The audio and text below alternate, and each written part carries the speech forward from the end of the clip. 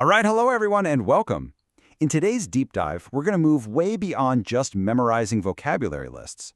We're going to analyze how two really fundamental questions, what do you like to eat and what do you want to drink, are not just about ordering food. You'll see that in Mandarin, they're actually a powerful bridge to showing hospitality, respect, and building some really meaningful connections. So, this is really the big question we're tackling today, isn't it?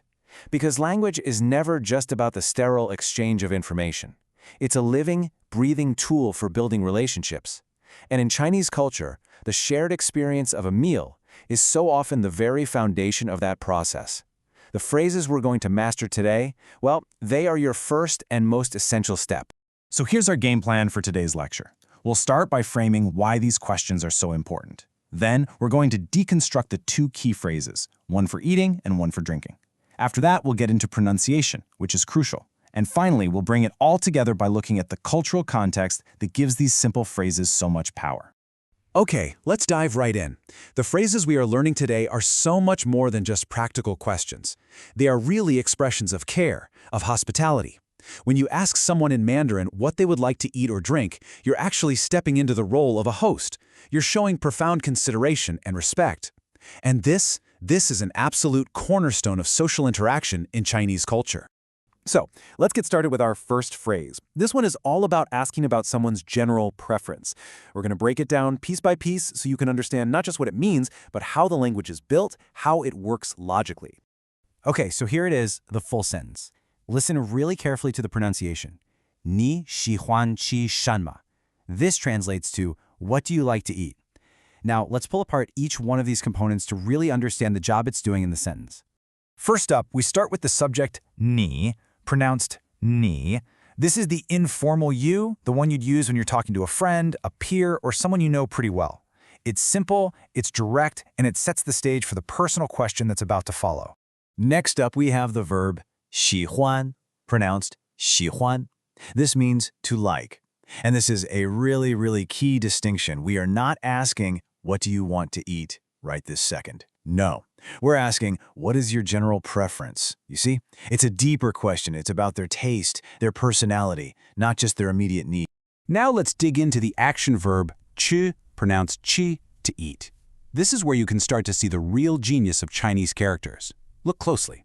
See that little box shape on the left side of the character? That's the radical ko, which means mouth. A brilliant visual clue is built right into the character, telling you that this action has something to do with the mouth. It's a beautiful example of the pictographic roots of the language.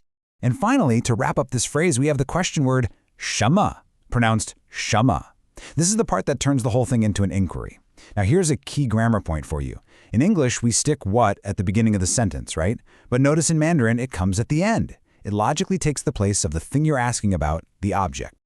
So, to wrap up the grammar, the most important thing to remember is how logical it is. It follows a very direct subject-verb-object structure, even when that object is a question.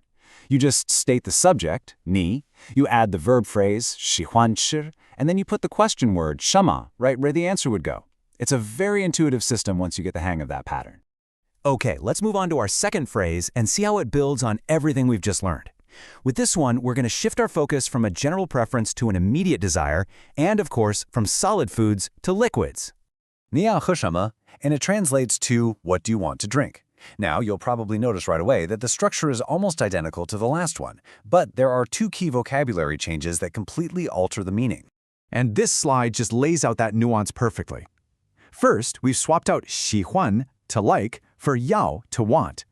This signals a huge shift from talking about a general preference to a specific immediate desire. Second, we swapped 吃, to eat, for喝, to drink. And check this out, just like 吃, the character her also contains that mouth radical, ko, right there on the left, once again linking the character's meaning directly to its visual form. It's fantastic. Okay, so knowing the vocabulary and the grammar, that's one thing, but being understood is another thing entirely. In a tonal language like Mandarin, pronunciation isn't just about having an accent, it's absolutely essential for meaning. Getting the tones right is just paramount to being able to communicate effectively. So, I'm going to model both of the phrases for you now. I want you to listen really closely, not just to the sounds of the words, but to the rhythm, the the pitch changes, the tones. Okay, first one. 你喜欢吃什么? Can you hear those dipping third tones on ni and xi? Okay, now the second one. 你要喝什么? Notice that sharp falling fourth tone on yao and the high flat first tone on he. This musicality is just as important as the words themselves. Now let's break down some common mistakes I hear all the time. For ni, a lot of beginners will use a flat first tone, saying ni, instead of that dipping and rising third tone, ni. For shi, the dip in the tone is often too shallow, so it sounds a bit weak. And for ha, a really common error is to let the tone fall into a fourth tone, hey, instead of holding that high, sustained first tone, huh. I promise you, mastering these little distinctions will make a world of difference in how clear you sound. All right, we've covered the what and the how. Now we get to what I think is the most important part, the why. Why are these two simple questions so culturally significant, especially when you're living or working in a Chinese-speaking environment? The main takeaway here is this. Asking these questions is a fundamental act of social etiquette. It immediately establishes you as a thoughtful and considerate host. It shows deference and respect, which is huge, and you should always ask the eldest or most senior person at the table first. But most importantly, it's a foundational step in building what's known as guanxi. Guanxi. This is the complex web of social relationships and influence that is absolutely central to both personal and professional life in the Chinese-speaking world. This quote just says it all, doesn't it? It truly captures the essence of our entire lecture. A business deal, a new friendship, a family bond. So often these are forged and strengthened around the dining table. By using these phrases, you're not just asking about food. You are signaling your respect, your care, and your intention to build a real connection. You are literally laying the first brick of that relationship.